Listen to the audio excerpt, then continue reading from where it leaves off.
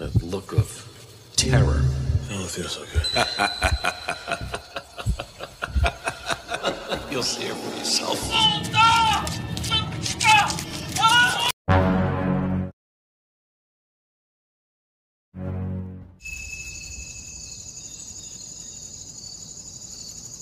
Berlatar tahun 1966 di sebuah kampung terpencil di New England, ada satu keluarga yang mendiami sebuah rumah di mana bocah bernama Avery pun segera menghampiri sumber suara saat ia mendengar ada yang memanggilnya.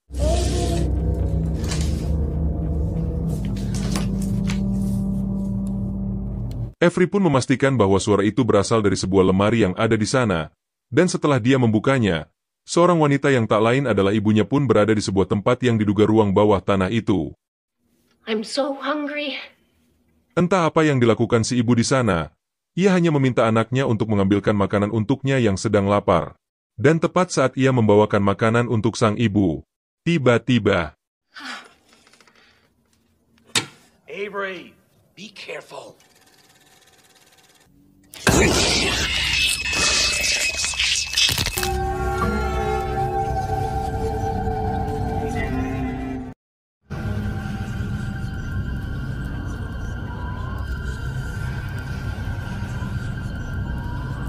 21 tahun kemudian, seorang pria bernama Harold Wims yang hidup sebatang kara di sebuah rumah kedatangan pria bernama Apollo yang baru saja sampai setelah berjalan kaki sekitar 3 mil jauhnya dari stasiun kereta untuk sampai ke rumah itu.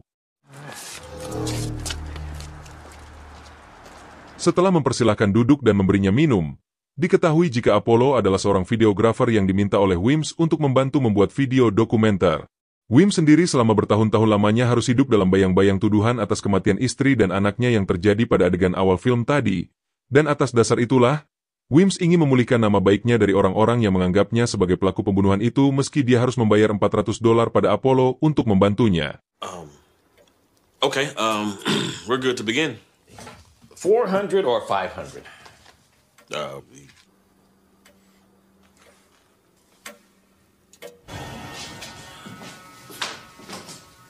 Setelah menyiapkan semuanya, mereka segera memulainya dengan diawali klarifikasi dari Wims. Hello, my name is Harold J. Weems. It seems everyone thinks that I am a killer. Wims menyebut bahwa dia saat kejadian itu baru pulang dari luar kota dengan pekerjaannya sebagai fotografer alam liar, di mana Wims yang baru pulang pun menemukan istri dan anaknya sudah dalam keadaan tak bernyawa dengan kondisi mengenaskan. I know exactly who's responsible for the death of my wife. Ia lalu mengajak Apollo ke sebuah bunker tempat dia menemukan sang istri yang saat itu Wims ketahui kondisinya sudah sangat mengenaskan dengan dipenuhi luka gigit di sekujur tubuh dan beberapa bagian tubuh yang telah hilang.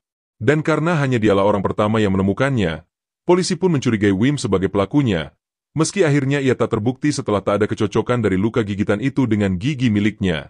Most horrifying expression on her face. Then I saw her arm and her... Of course, my dental records didn't match. Tak lama, Apollo menghentikan sejenak untuk memperbaiki lensa kameranya namun tetap dalam kondisi kamera sedang merekam.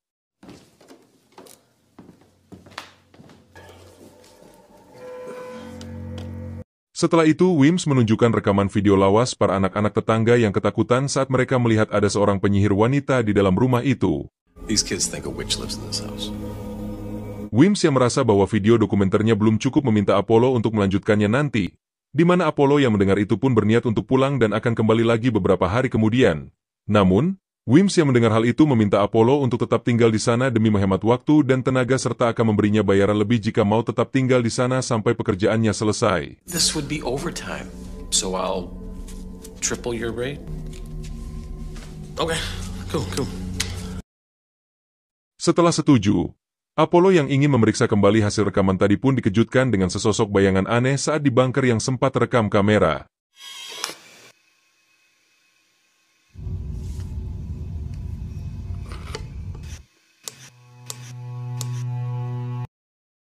Tak lama kemudian Wims memanggilnya untuk menunjukkan sesuatu, di mana rupanya ia sempat merekam kejadian mengerikan yang ia ceritakan tadi sehingga Apollo yang melihat itu pun notis dan berpikir apa yang sebenarnya telah Wims lakukan. Why would you film this? Terungkaplah jika Wims adalah seorang psikopat yang memang ada di balik serangkaian kematian di rumah itu, sehingga Apollo yang sadar ada yang tak beres pun membatalkan perjanjian mereka dan ingin segera pergi dari sana. Namun dia tak bisa berbuat banyak karena telah meminum air yang sudah dicampurkan obat bius oleh Wims. She'll sniff and crawl and feast on all. Right there, do you see it? I don't feel so good. Look, I gotta go, man. You'll see it for yourself.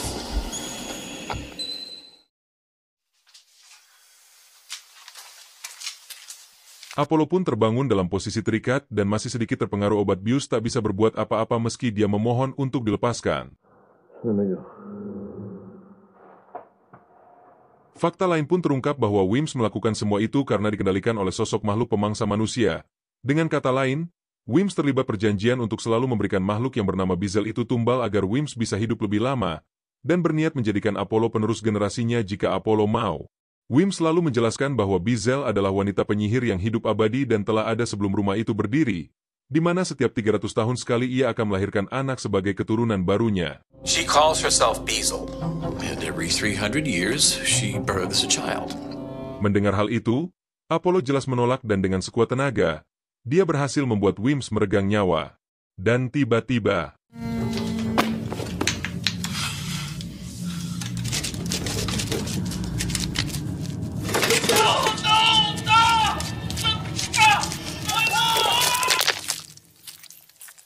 kejadian itu disaksikan langsung oleh seorang wanita bernama Dolores yang tak lain istri dari Wims yang dinikahi setelah kematian istri pertamanya.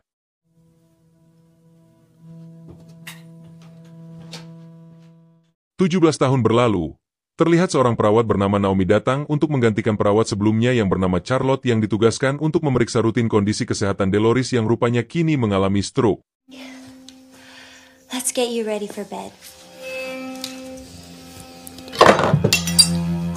Selesai memeriksa Dolores, Naomi yang mengambil sendok yang terjatuh di bawah ranjang pun mendapati sebuah radio recorder yang sudah berdebu.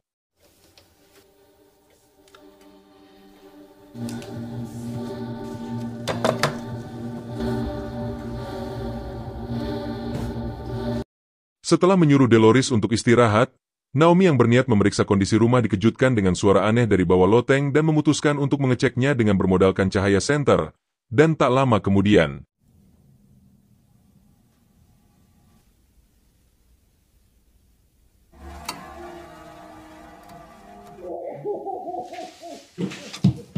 Naomi yang melihat Dolores pun terkejut dan berlari untuk memastikan apa yang dilihatnya tadi, dan ternyata Dolores masih ada di atas ranjangnya.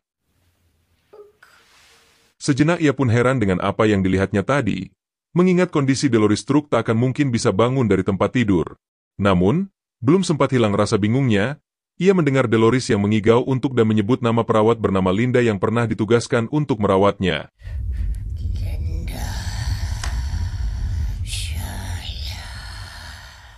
Semakin penasaran, Naomi akhirnya memutar rekaman suara dari radio recorder yang dia temukan tadi.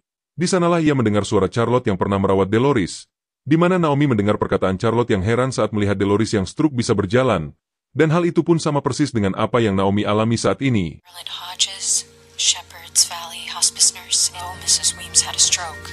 Doctor said she would never walk. Charlotte mengatakan jika dulu dia pernah mendengar pengakuan Linda yang mengalami ketakutan saat ditugaskan merawat Dolores di rumah itu, dan seperti selalu ada mata yang mengawasi yang hal itu juga dirasakan Charlotte saat dia menggantikan Linda.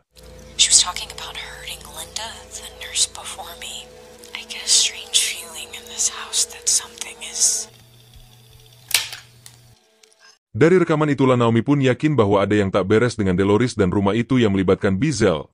Terlebih lagi, Linda dan Charlotte yang merupakan perawat sebelumnya pun harus berakhir tewas di rumah itu. Tak lama kemudian, Naomi mendengar suara aneh di rumah itu dan bergegas mencari sumber suara itu hingga mengarahkannya ke sebuah ruangan yang terdapat ID card perawat milik Charlotte. Ketika suara itu semakin jelas terdengar dari balik sebuah pintu kecil, Naomi yang semakin penasaran pun membuka pintu itu. Dan tiba-tiba,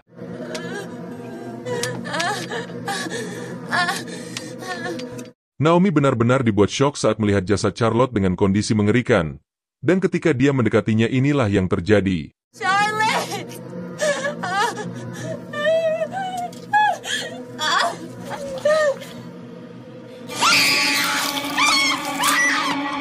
Kemunculannya pun jelas membuat Naomi berteriak histeris, di mana jerit ketakutan Naomi pun menghilang setelah terdengar suara remukan tulang.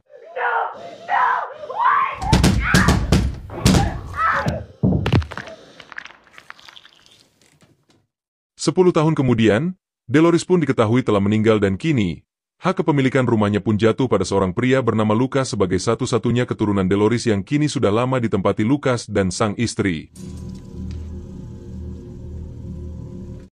Lucas sendiri terlihat tak mau mempertahankan rumah warisan sang ibu dan berniat untuk menjualnya, dan meski dia telah memasang iklan di banyak tempat, tak ada satupun orang yang berminat membelinya apalagi bagi mereka yang tahu peristiwa kelam yang pernah terjadi di rumah itu.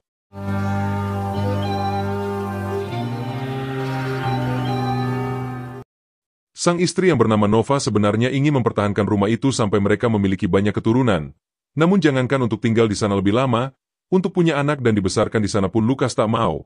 Apalagi saat dia merasakan aura negatif rumah itu yang mulai mempengaruhi kepribadian Nova. Saat Lucas bertanya mengapa Nova berani untuk tinggal di rumah yang memiliki sejarah kelam dan menakutkan, Nova pun menjawab, "Why would I be scared?" Jawaban itu cukup meyakinkan Lucas bahwa sang istri adalah psikopat, karena bagi Lucas, orang normal pasti tak akan mau tinggal di rumah yang pernah terjadi banyak peristiwa pembunuhan, terlebih lagi dengan kepribadiannya yang semakin terlihat tak wajar, di mana itulah alasan Lucas tak mau memiliki keturunan dari Nova. You're a psycho. Hari-hari berganti, perubahan sikap yang tak wajar semakin dirasakan Nova saat dia sangat berhasrat untuk bercocok tanam dengan sang suami. Namun dia harus berkali-kali mendapat penolakan dari suaminya itu.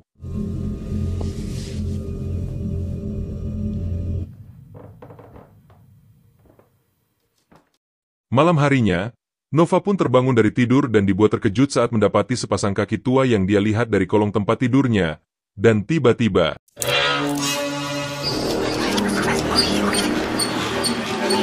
alangkah terkejutnya Nova saat melihat Lucas malah bercocok tanam dengan ibunya sendiri. Namun rupanya semua itu hanya mimpi akibat hasratnya yang tak tersalurkan.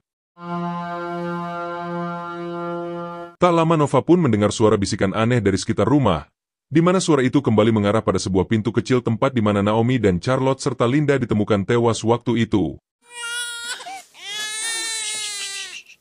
Di sanalah dia menemukan boneka yang menurut penglihatannya adalah sesosok bayi. Dan akibat pengaruh negatif di rumah itu membuat Nova pun berpikir jika boneka itu adalah bayi pun langsung menggendongnya, tanpa sadar apa yang sebenarnya terjadi.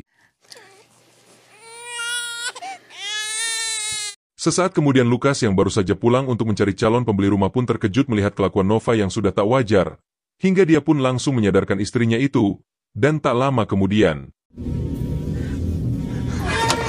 What's wrong with you? Setelah membuangnya ke tempat sampah, Lucas yang tak mau hal buruk semakin banyak terjadi segera meminta seorang makelar untuk secepatnya mencari pembeli rumahnya. Bahkan jika perlu, Lucas bersedia menurunkan harga yang jauh lebih murah agar rumah itu cepat terjual. 20% if you have to. I'll accept anything that comes in. Please, Shelly. Setelah itu Lucas pun meminta maaf pada sang istri atas sikap kerasnya. Namun Nova menunjukkan sikap dingin yang tak seperti biasa. Ketika malam Lucas sangat terkejut melihat rekaman cocok tanam dia dengan Nova, di mana Lucas pun langsung menanyakan hal itu pada sang istri. What is this video? Rupanya rasa kesal itu karena Lucas tak merasa melakukan itu pada sang istri meski Nova meyakinkannya bahwa mereka melakukannya dalam keadaan sadar. Kali ini Lucas tak mau tinggal diam dan mencari lebih jelas terkait asal segala keanehan di rumah itu dengan memutar kembali proyektor tua milik Wims yang ditemukan Nova.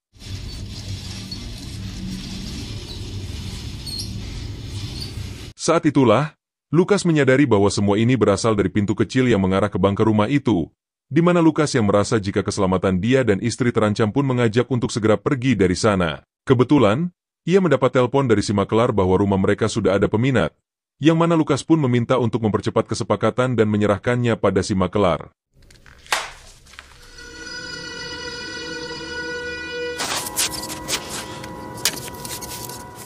Tak lama, Lucas mendapati Nova yang sedang di toilet yang mana Lucas menyadari jika istrinya hamil. Hal itu tak membuat Lucas marah meski tak menginginkan anak dari Nova, Namun justru dia mengajak Nova untuk kembali ke Paris esok pagi sebelum hal buruk lain menimpa mereka serta si jabang bayi dan hanya ditanggapi Nova dengan sikap dinginnya. Namun tak lama setelah itu, I have a surprise for you. Should we celebrate?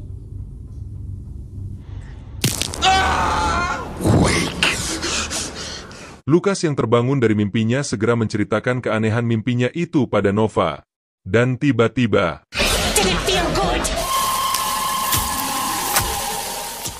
setelah menghabisi suaminya sendiri, Nova membuang pisau yang berlumuran darah itu agar perbuatannya ya tak diketahui pihak polisi.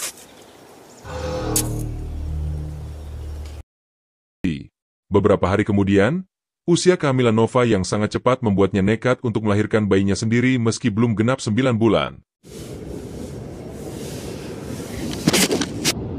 Setelah bayi itu lahir, Nova akhirnya meregang nyawa setelah kehabisan darah. Sedangkan si bayi bisa dipastikan akan menjadi generasi penerus berikutnya.